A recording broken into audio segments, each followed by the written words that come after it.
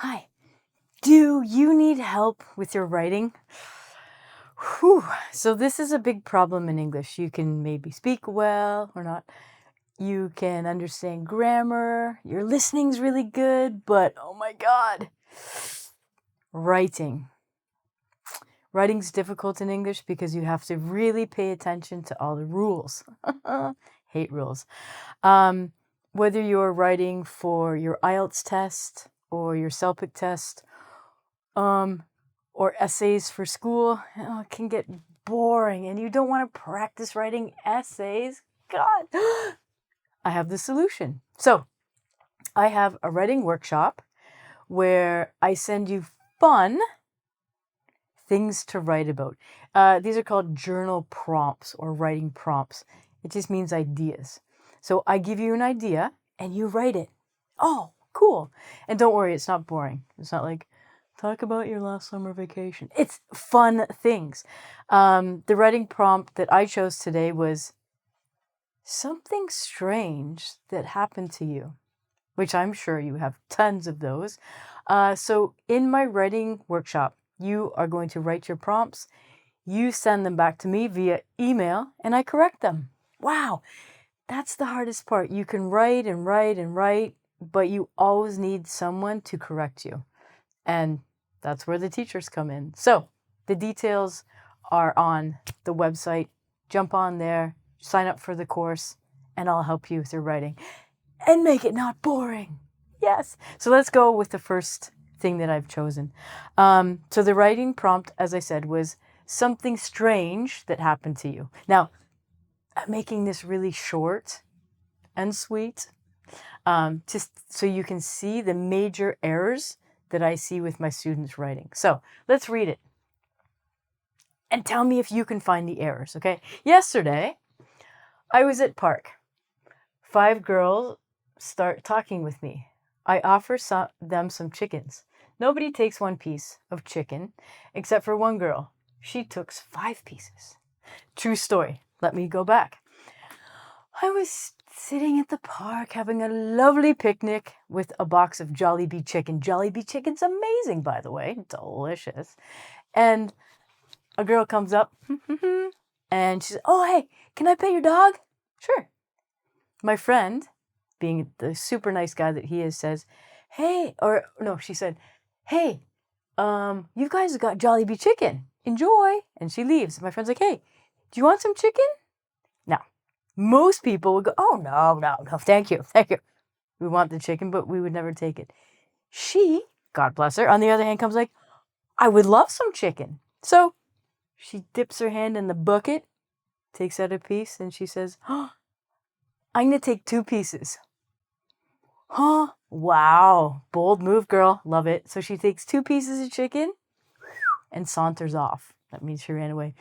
She was the happiest girl in the park because someone gave her chicken. It was funny, but the point is, I don't know, we just don't do that. If someone offers you chicken, which is weird, and you really want it, we're like, no thanks. Maybe because we're Canadian. But to take 2 pieces, wow, that's where the funny thing comes in. So now that you've had time to think about these sentences, let's go through and correct them. First and most important thing, and I have to tell people time and time again, is as soon as you start a sentence, you have to use a capital or a big letter. So every start of a sentence must have a capital letter. So yesterday, I. Now, I don't know why, but in a sentence, I must also always be capitalized. I guess it's like, I'm super important, so I get to be a capital. So yesterday, I was at park. So for this one, we would have to use an article. We can say, I was at a park. 5 girls start talking with me. Ooh, this is an example of a sentence that's too long. If you can think of it like this, one sentence can have maximum 2 ideas. But in the first introduction sentence, yesterday I was at a park. I'm telling the reader where I was. This is one complete thought. Let's put a period there and finish the sentence. Because if I say, yesterday I was at a park, 5 girls start talking to me, it's just too long. Just make it short and sweet, okay? Now, as I told you, because we start a new sentence, you must make the first word capital. So make sure it's a dot and not a comma. Okay? Comma looks like this. Period looks like that. Be careful of that. So we have to change this one to a capital F. Now we have 5 girl. Plural. Every time you have more than one, if it's a countable noun, you must put an S. And if you've watched my video of the top 5 mistakes that people make when speaking, that's one of them. And also writing. So if it's more than one, we need the S. So I say, 5 girls start talking with me. Uh-oh, there's a problem here. Do you know what it is? There's a problem with the verb. 5 girls start talking with me. But when did this happen? It was yesterday. So because this is in the past, we have to use the past tense. So we're going to say 5 girls started. Now, it's written as an ED, but the pronunciation is a little different. We're going to say started is the pronunciation. So they started talking with me. Okay, that's good. You can say with me. You can say to me. It's the same. It doesn't matter. Okay? All right. And then I've got a period because my thought has ended. 5 girls start talking to me. I've got 2 ideas there. I, capital, offer them some chickens.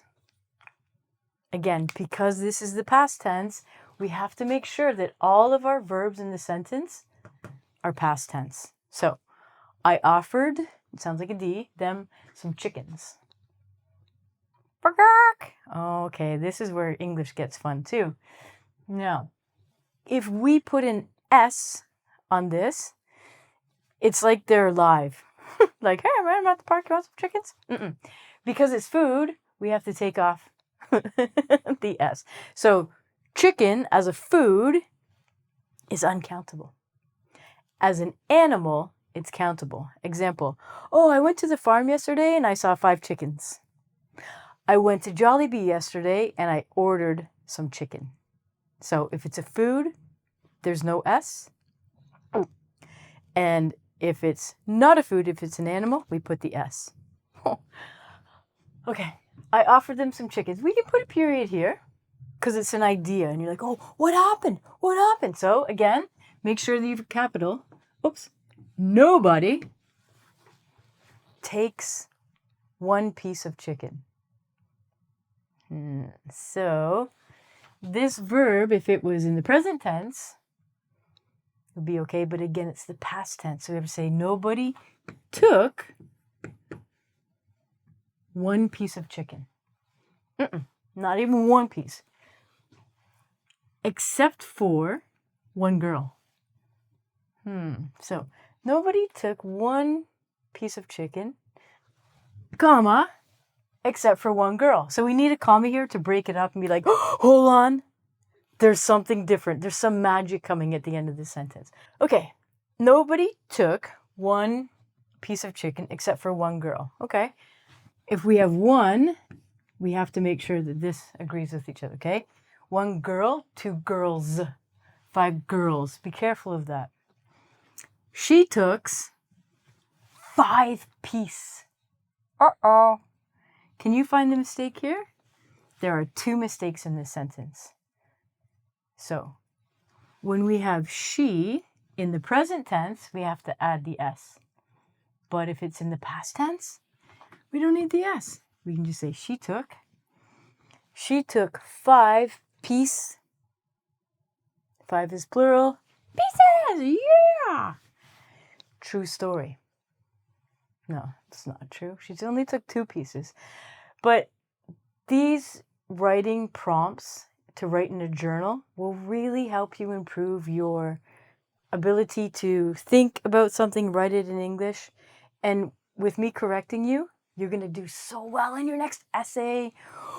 or your IELTS exams. I have IELTS classes too if you need, but focus on writing. Make it short, make it fun, make it something you want to write about. Go for journals. Go for, oh, what did you do yesterday? Oh, pfft. It's a really great way to practice. And as I've said, the top 5 things that people get mistaked. What?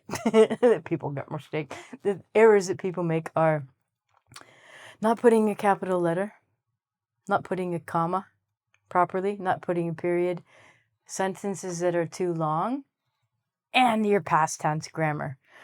I'm out of here. I think I'm going to go to Jellybees and get myself some chicken.